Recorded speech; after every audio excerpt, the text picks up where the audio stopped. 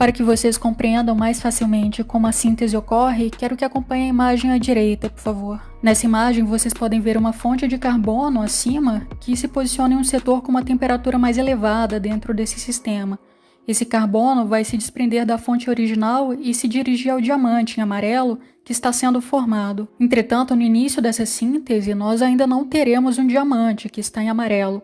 O que teremos é apenas a semente em verde. Essa semente é um diamante pré-formado que está posicionado num setor de menor temperatura dentro desse sistema. E esse gradiente de temperatura é necessário porque estimula o carbono a se desprender de sua fonte e migrar até regiões de menor temperatura. E ao encontrar a semente, o carbono vai se depositar nela. E isso vai fazer com que um único diamante se cristalize e não vários e pequenos diamantes. Bom, é evidente que o carbono não irá livremente até a semente. Esse átomo vai atravessar um líquido enriquecido em metais, que são usualmente ferro, níquel e cobalto.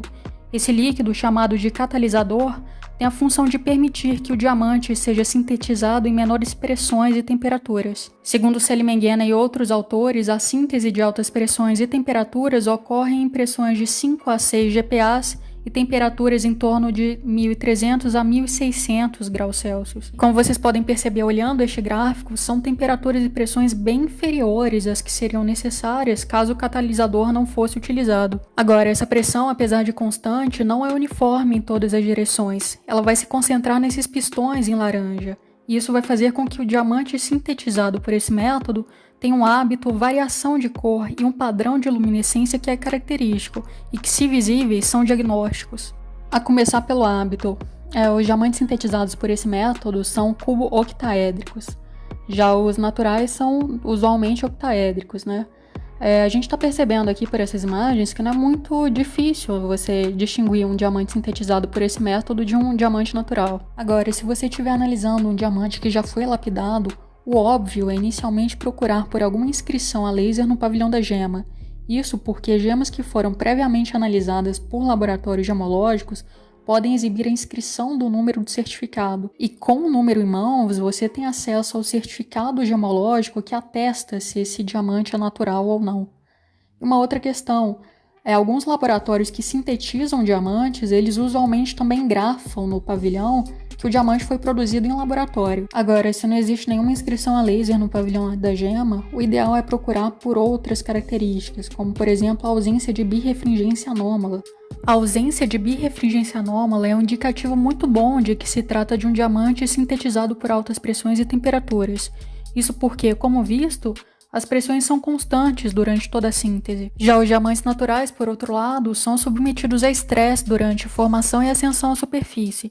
Isso faz com que distorções na estrutura cristalina sejam extremamente comuns, o que culmina em birrefringência anômala que é vista em polarizadores cruzados. Entretanto, outro método de síntese muito comum, que é a deposição por vapores químicos, ou CVD, também geram diamantes que apresentam birrefringência anômala. Portanto, caso um diamante apresente essa feição, não se pode concluir que é natural. Uma outra característica diagnóstica é a presença de inclusões metálicas nesses diamantes.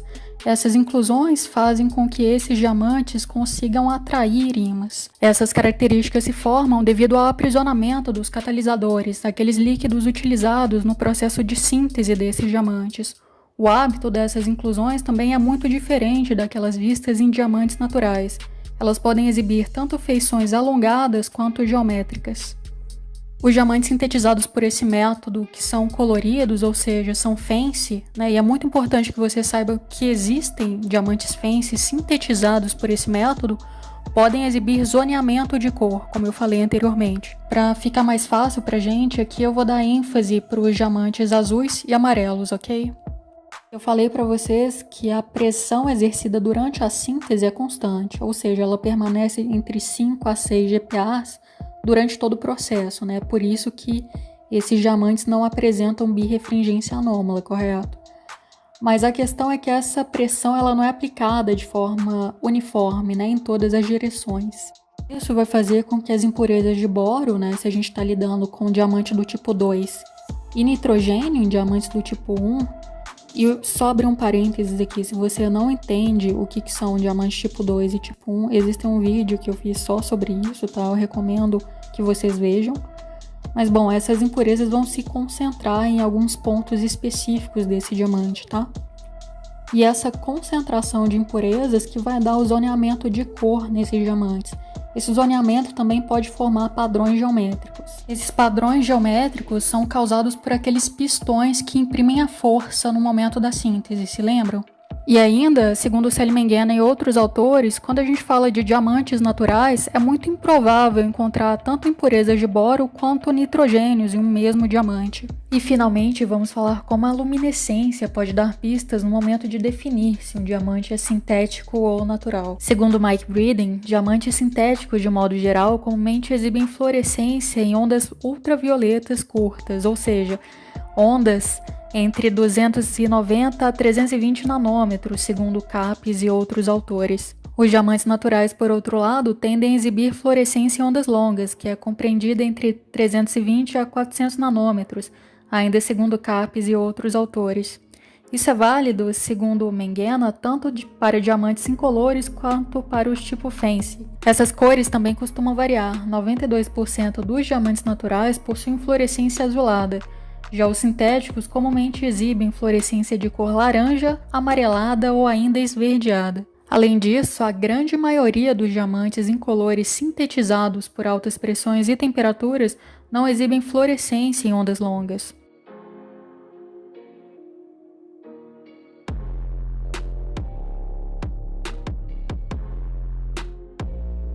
Já a fosforescência em ondas curtas também é um outro bom indicativo de que se trata de um diamante sintético.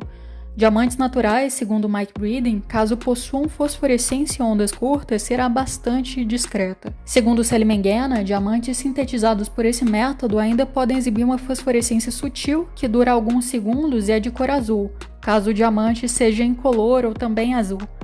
Mas algumas vezes fosforescência de cor laranja também podem ocorrer. Finalmente, a luminescência em diamantes sintetizados por altas pressões e temperaturas exibe um padrão geométrico que não é visto em diamantes naturais ou diamantes sintetizados por deposição de vapores químicos. Para ver esses padrões, usualmente lança-se mão de equipamentos um pouco mais sofisticados que se utilizam de ondas no espectro Deep UV, ou seja, ondas inferiores a 230 nanômetros. Apesar de lâmpadas Deep UV poderem ser encontradas na internet, particularmente não recomendo sua utilização, já que expor sua visão a lâmpadas desse tipo é algo bastante contraindicado. Bom, por hoje é só, eu espero que esse vídeo tenha sido útil para você. No mais, eu recomendo que você leia os artigos que foram usados como referência e sempre continue a estudar sobre este tema, até porque a tecnologia avança muito nessa área de sintetização. No mais, nós ainda vamos continuar com a série sobre diamantes, então eu te vejo lá. Até mais!